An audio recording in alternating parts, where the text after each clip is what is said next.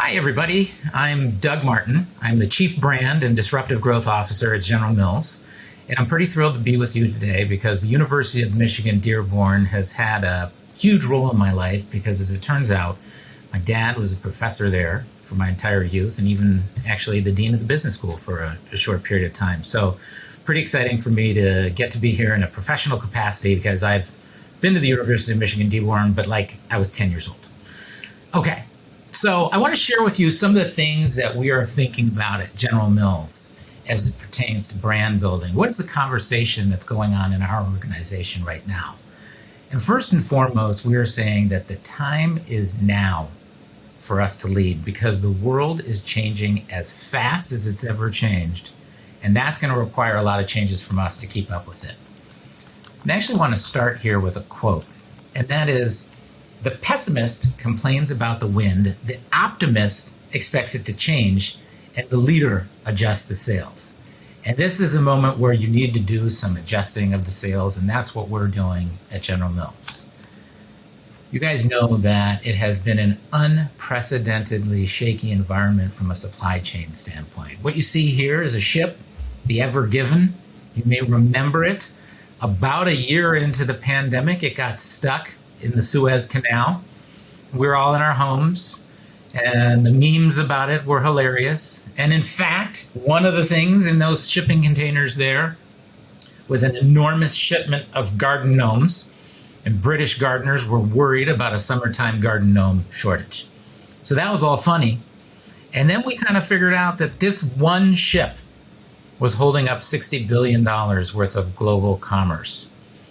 And it also feels in retrospect like this was a moment in time that was a pivot. There was the pandemic, we were adjusting to it, but we were going to get through it. The Ever Given happened, and then we realized that we were never really going to get back to a state of normal. And from there, supply chain shortages, particularly in food, have been exacerbated. What you see here is wheat and sunflower seed. Sunflowers, what you might not know is that Ukraine exports 10% of the world's wheat and more than half of its sunflower oil. So geopolitical actions with the Russian invasion adding to supply chain shortages.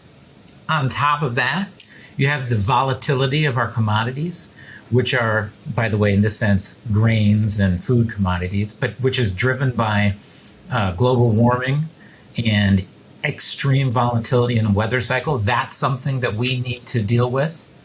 On top of that, you have the consumer media landscape, which you all know is increasingly diverse. We went from cable killing network television to the networks of the world killing cable. And now we have TikTok, where last year Americans consumed 3 times as many minutes of video on TikTok as they did on Netflix. And in fact, Netflix recently posted its first ever quarter of declining consumer subscriptions. And what does that mean for a brand manager here at General Mills? It means it's not getting any easier to find the consumer at the right place and the right time. And on top of that, we have consumer behavior change, where during the pandemic, we saw as much as 10 years worth of online grocery shopping behavior adoption happen during that pandemic. And when consumers are shopping online, they're finding it to be quite convenient.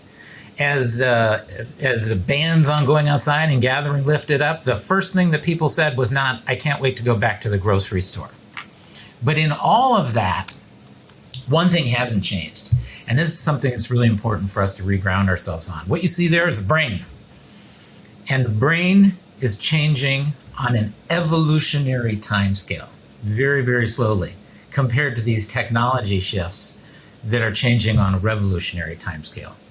The way that consumers make decisions, the way that they intake stories and connect via emotion is not changing at the pace of the world around us, which is good because it means that we need to double down on what we have been always great at, and that is building brands.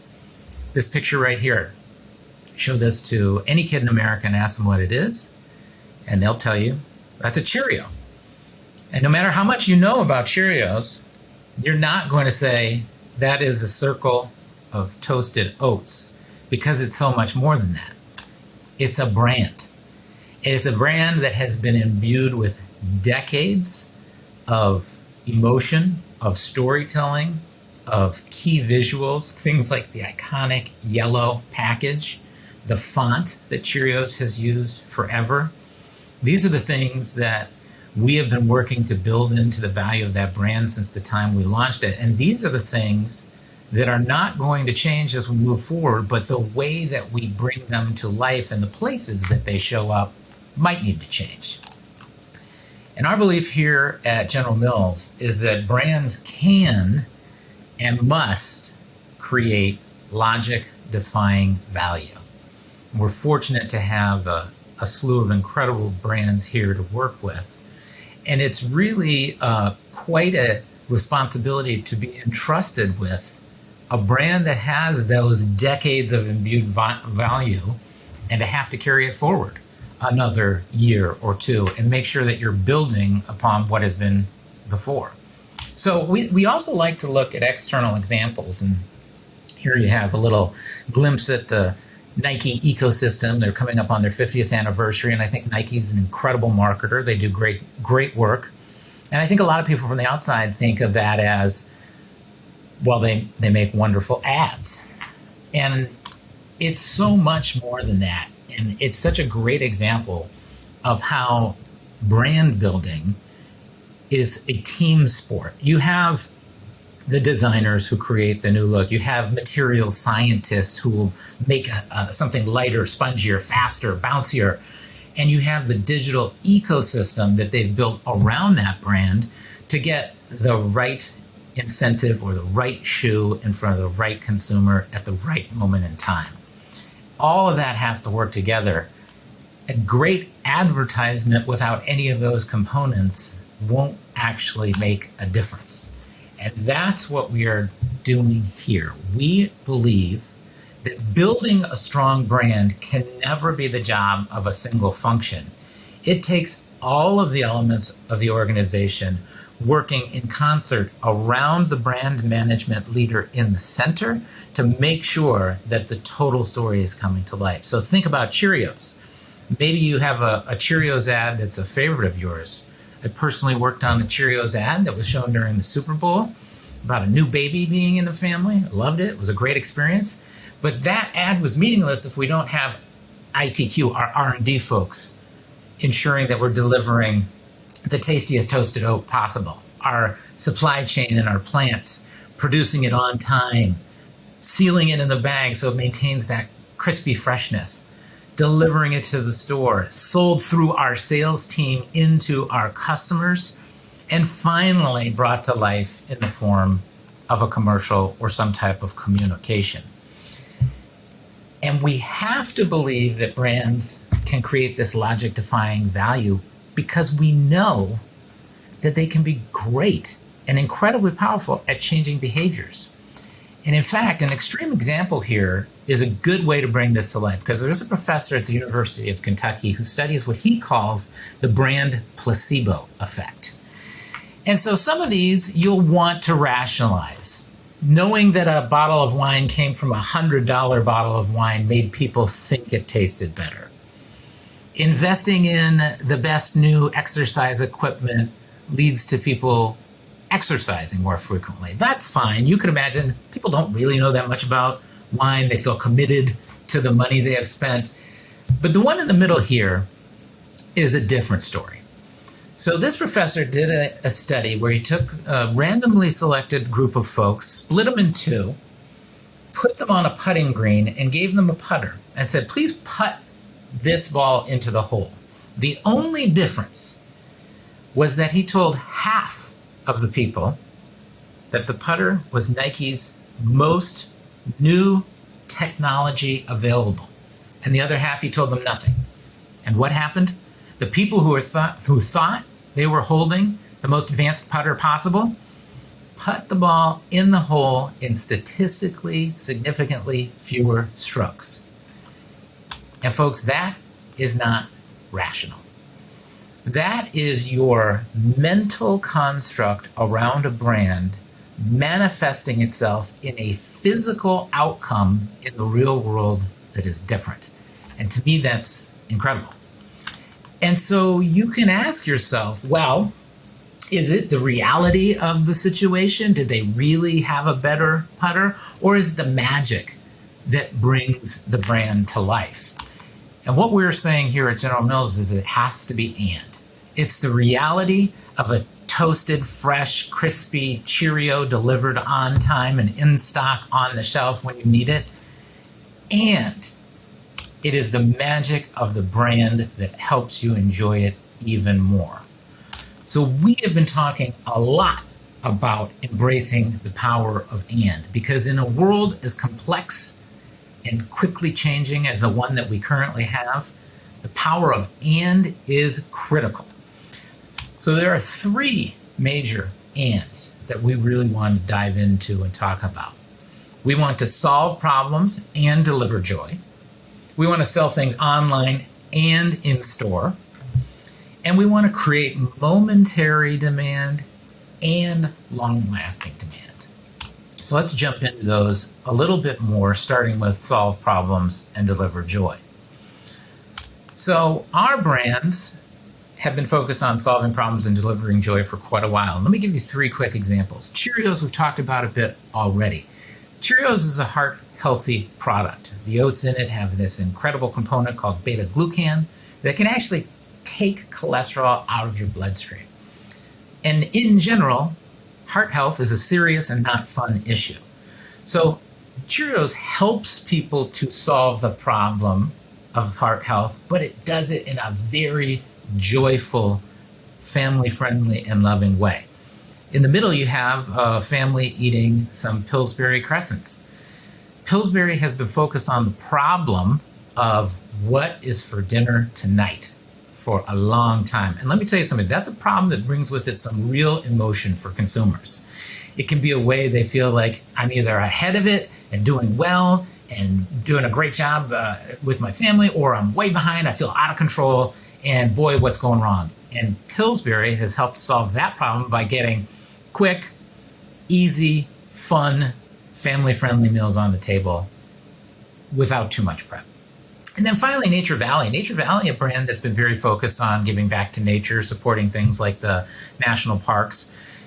They want to continue to help people have that great energy for their outdoor activities, but also not have too great of an impact on the environment. That's why they were able to bring to life the first recyclable wrapper in the category, which has been great.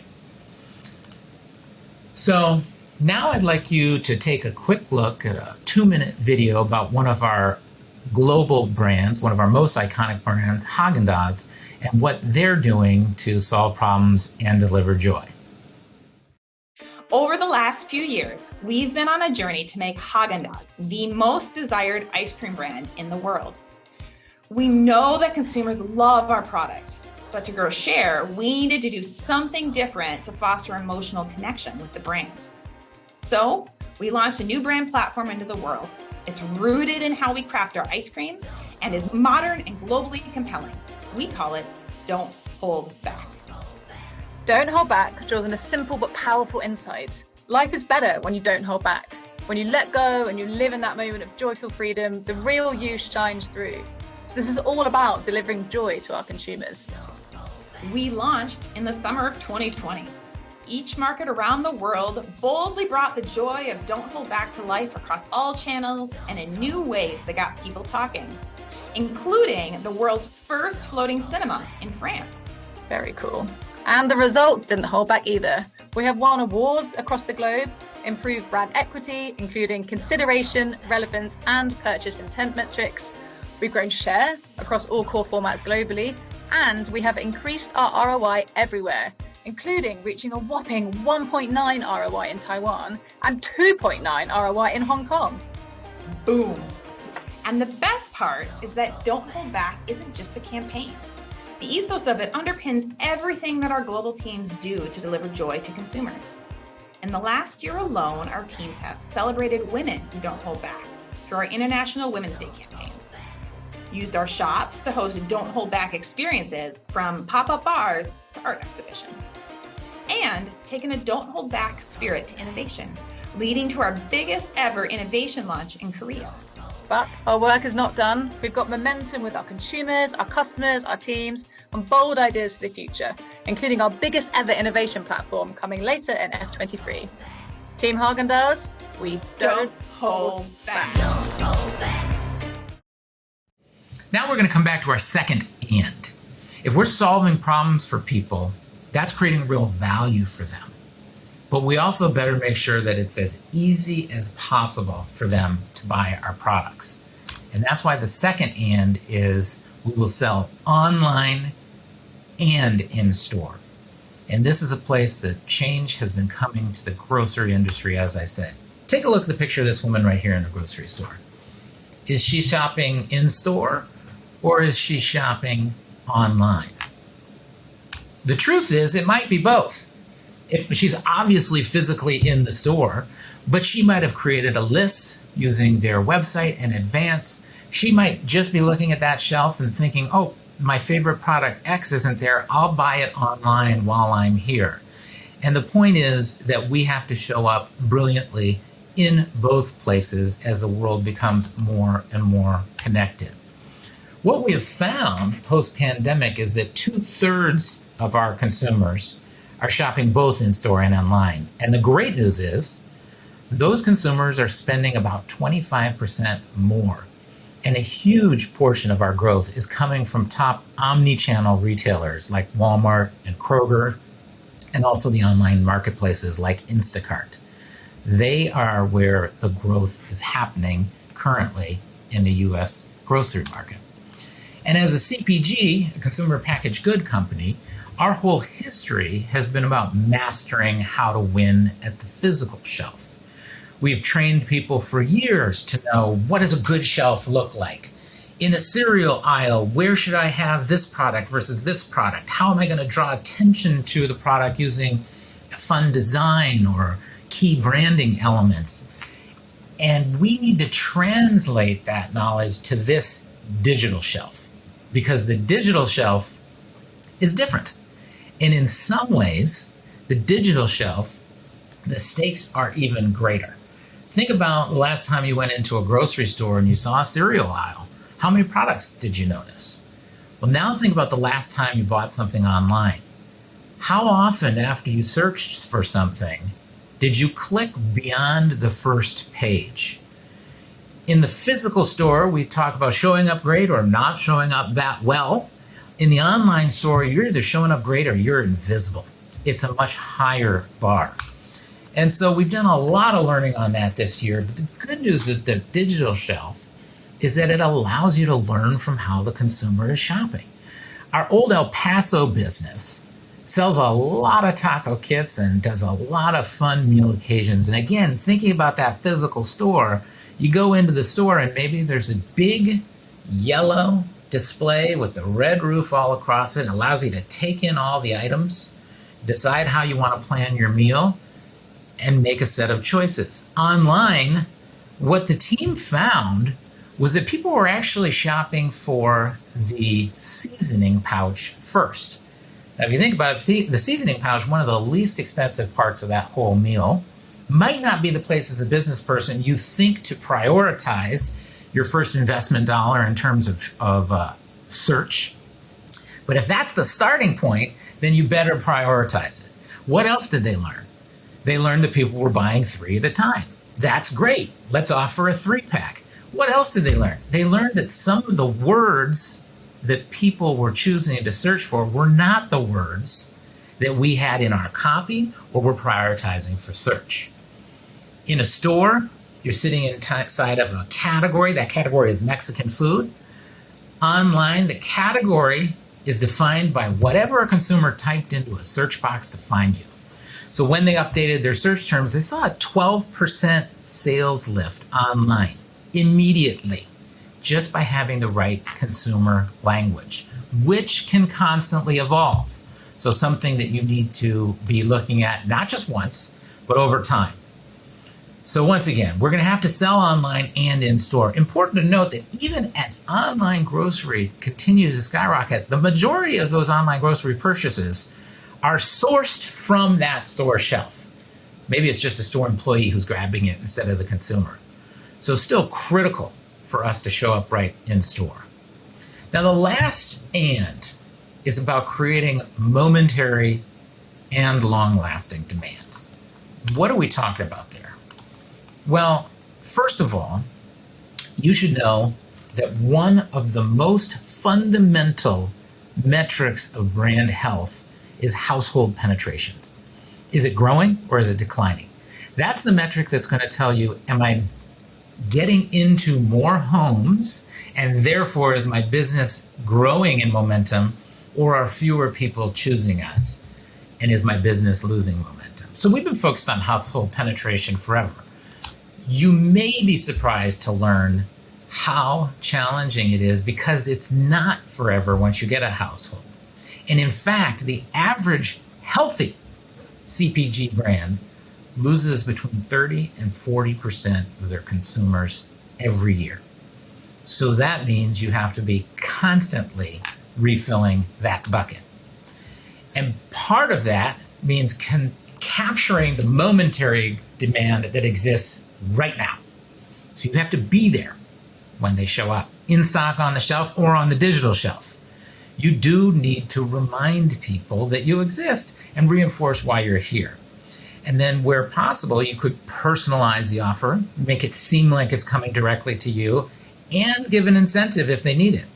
So performance marketing is really what captures that momentary demand. And think back to those kind of online grocery experiences that you've had.